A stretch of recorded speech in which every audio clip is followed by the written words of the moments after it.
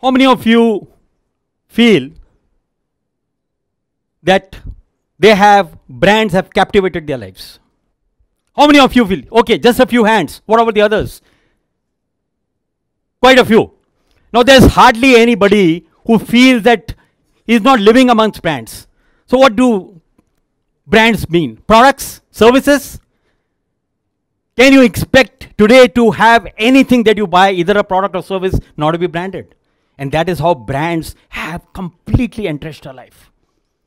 But today I'm going to talk about something that has been discovered only recently.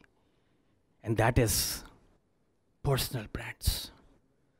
So can I have a show of hands to ask people, how many of you think that they are brands by themselves? Quite a few. Actually, very few. So do you believe that people have brands? People haven't woken up from the lunches yet. I think that's the problem of serving such an extensive brief, So my journey of branding began very early. And my discovery of branding happened very early in life. I was a backbencher in school, hardly any academics record to talk about. But what really captivated me was stories. And I always looked beyond the obvious. As our previous speaker said, look beyond what is the obvious. And the first story that I remember really caught my imagination was the hare and the tortoise. You all have all heard the story, I presume. So what were we taught about the hare and the tortoise? Slow and steady wins the race. Is it true in today's world? No. But I thought it was right. But to me, the story had much more to offer than what was very apparent. Let's put it in today's perspective. Can you imagine Usain Bolt coming and challenging you to a sprint? How many of you are likely to accept that challenge? I wouldn't, at least. I don't know who would accept. Now, where you know you have no chance of winning, where you don't stand anywhere, you would even accept the wager. To that extent, for a tortoise to accept a challenge from the hare was laudable. And I said, I salute you, tortoise, for having accepted the challenge, even when you know you had very little chance or no chance of winning. To me, the brand of tortoise was courage. I said, slow and steady may have won or lost the race, it doesn't matter. What matters is the courage. The next story I learned, which you all must have also seen, was this story about the crow. How many of you have seen crows?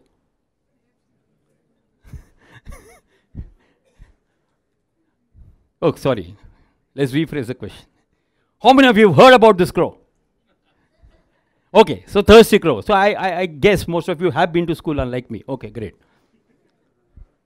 So what was the lesson of the thirsty crow? No lesson? Keep on trying. Are you? Okay. Any other lesson? Never give up. Be creative. I was expecting that. Think out of the box. So was that the only lesson? I thought the lesson was beyond that. Because the determination, the perseverance, the thinking was only the perspiration. But the inspiration was a thirst itself. If you weren't thirsty, even if you had water, whatever, you wouldn't be driven. And that gave me this next brand, that you need to be thirsty to get everything.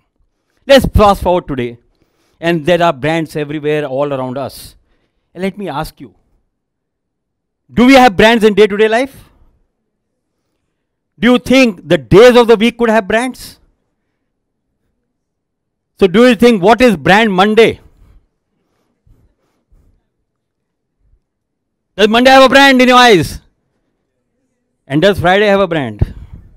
And this is a conversation between the two of them.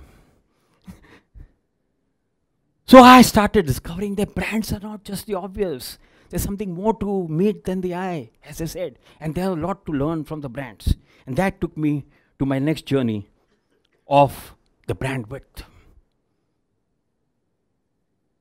I started thinking, are brands only for the bold and the beautiful? Only for the rich and the famous? Is it brand only of those who have made it? What do you feel? What do you feel? Only those who are the trailblazers, those who have made it, are the real brand makers? Or are there other brand makers as well? So, if positivity is a brand, can negativity be a brand too? Can notorious people have a brand? If you don't believe, just open the papers. The notorious people are grabbing more headlines than those who are making. So I said, okay, if you can't be positive, you can be negative.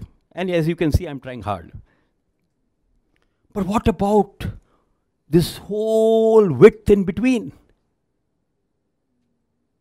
Can average people like me, everybody, be a brand? Please think, can they be a brand? I'm not getting any answers, so I presume the soft lights have made you all go back to sleep. But that made me go to my next question, is to find out, when does the real brand begin?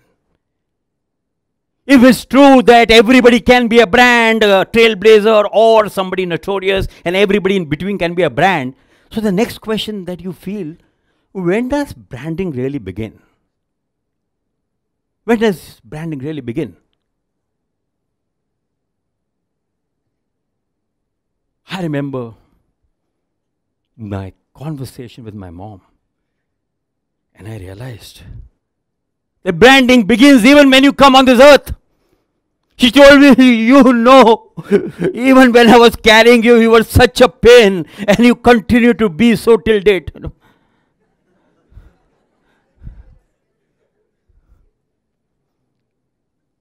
So all the people in this room, be alarmed that branding doesn't have an on-off switch. Your branding started even before you came on the earth, because you started vibrating and sending vibrations to the people, especially your mother who was carrying you, and made, go and check if you don't believe me today, the mother will tell you tales even before you have your birthday. But an amazing thing happens when you are born. When the umbilical cord is cut, you get switched off from your mother, but that umbilical cord gets connected with you, and there is a role reversal. Now you become the creator of your brand.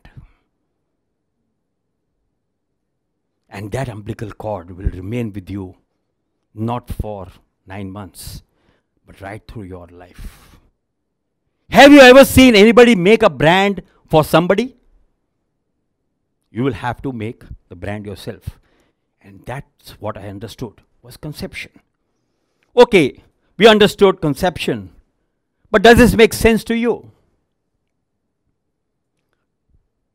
I can see a few people nodding. The others are wondering whether I should be allowed to continue.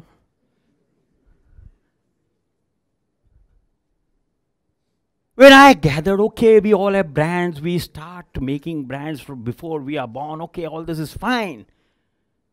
But what is it that makes people evaluate a brand? What is it? And the sense led me to the 5 senses. So you all know what the 5 senses are. So do you think we make our brand impressions from these senses? So we always get attracted toward attractiveness. How good she looks, how handsome he is, how well dressed that person is. And our initial brand impressions are gained from the looks. Our next set of brand impressions come from what we hear. If it wasn't for the lure of hearing, you wouldn't be sitting in this room today. And that is our second. Oh, how well she talks, how well they articulate. And of course, the smell. That's why the deo market is growing every day. And of course, the touch. And the last, I don't think I need to tell you that such a big industry is offering you the taste always, all the time, reaching you at any time of the day, because we love to have the taste of the tongue. But amongst all this, the tip of the tongue and the tip of the iceberg. We humans are very clever beings, you know. Like an iceberg, we only reveal a part of ourselves, how much we want to, and the remaining remains buried underground. As only the very intuitive, curious people who dig into lives are able to know more than what people reveal. But I said, if this is true, I still think this is all sense. I think this is all nonsense. Do you agree this is all nonsense? I said, if it's true, then the best looking people would have the best friends.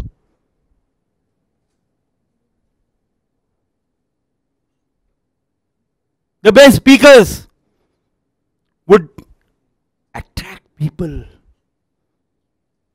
to the maximum. But it's not so true. So what is the reason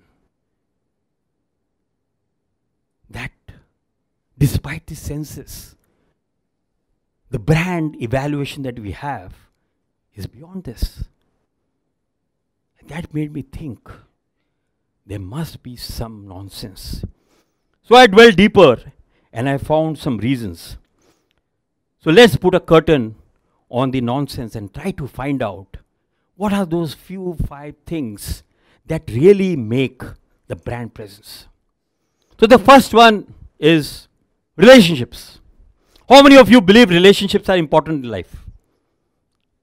I can see a few more people raising hands. So it means you are in a relationship, right? So what are relationships? You made friends when you were at school, you are making friends while you're in college, you make friends when you're at work, you make friends with your neighbors, you make friends when you join an institution or wherever. Do you care how that person looks? Do you care how that person even talks? So what bothers you? What is the brand in your mind of the person sitting next to you, if you know them?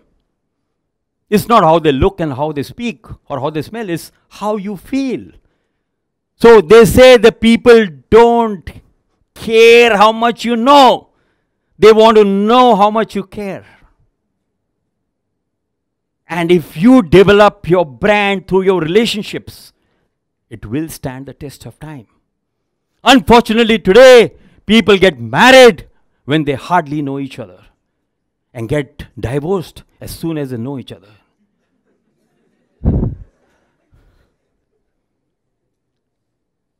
Do you agree? If those who are waiting for a queue, you got one. So relationships are the bulwark of all the brands that we have in our minds. The next one is proficiency. What does proficiency mean? Be good at whatever you do. You may be a sweeper. You may be a waiter. You may do a small clerical job in your office. Or you may be the CEO. You may be an executive. But if you are proficient in whatever you do, when you go to somebody, what really inspires you and appreciate, they've done their job well. And proficiency stays in the minds of the people, and that's a great way to make your brand. Proficiency. I was once asked when I appeared for an interview, so what is your proficiency? I said, I have been one of the most responsible people in my office. He's saying, how do you say that? I said, anything used to go wrong, they used to say, you are responsible.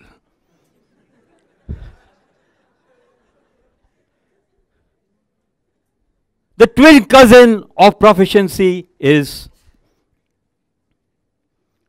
achievement. So what's the difference between proficiency and achievement? Is there a difference? The difference is that there are people who do a job well, but there are some who break the glass ceiling, who conquer new frontiers and set new benchmarks. They are the people who grab the headlines. They are the people who win the golds for the country. They are the ones who set new parameters for everything. And they are the people who are the achievers. I was talking to somebody, he was saying, I have a lot of achievements in my career. I said, can you tell me one? He's saying, I once saved a girl from molestation. I said, wow, how did he do that? He's saying, by controlling myself.